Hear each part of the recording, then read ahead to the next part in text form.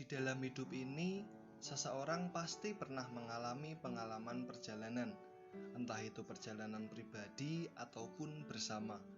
Pengalaman perjalanan seringkali membuat kita merasa letih dan menyerah. Hal ini terjadi karena kita merasa tujuan yang kita tuju terasa masih jauh dan berat.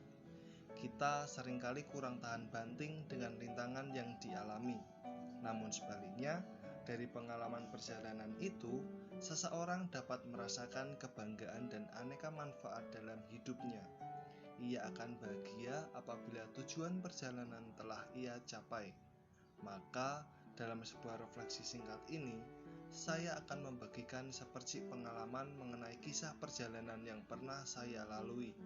Pengalaman ini membuat saya lebih bersyukur karena Tuhan sungguh memelihara dan mengasihi saya.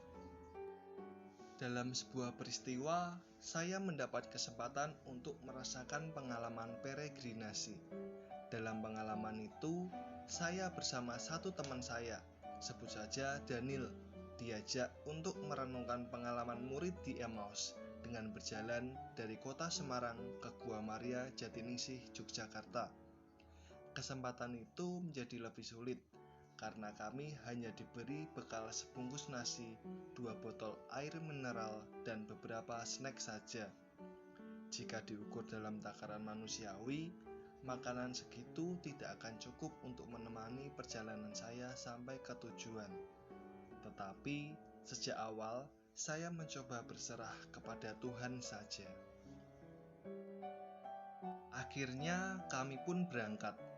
Tetapi benar saja, di hari pertama, perbekalan kami sudah habis.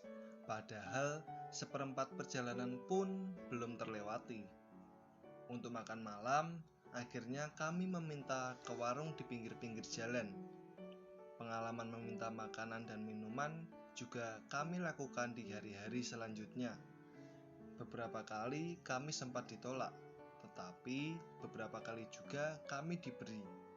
Saya bersyukur, dalam keadaan itu masih banyak tangan-tangan yang berbaik hati kepada kami. Malahan, di akhir perjalanan, perbekalan kami masih tersisa sangat banyak, karena selama perjalanan kami banyak diberi oleh orang. Bagi saya, kebesaran diri pada rencana Allah dalam suatu perjalanan hidup menjadi kunci kebahagiaan seseorang. Saya teringat dengan pengalaman murid yang berjalan ke Emmaus.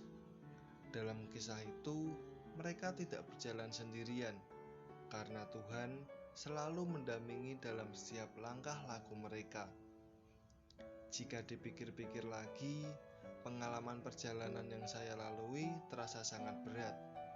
Tetapi sejak awal, saya mencoba berserah pada penyelenggaraan Allah. Saya mencoba mengesampingkan segala kekhawatiran saya, seperti kelaparan, dibegal, ataupun dianggap sebagai gelandangan.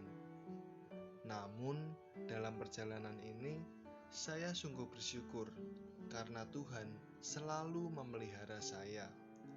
Ia selalu memberikan berkat melalui orang-orang di sekitar saya. Saya percaya itulah rencana Allah yang indah bagi saya. Dan pada akhirnya, berkat Allah itu sungguh melimpah bagi saya. Selain masih dikaruniai badan yang sangat bugar, banyak buah-buah spiritual yang dapat saya petik. Itu menjadi sarana dan modal berharga bagi saya dalam mewartakan Kristus. Akhirnya, ungkapan rahmat Tuhan cukup bagimu menjadi penutup refleksi singkat saya ini.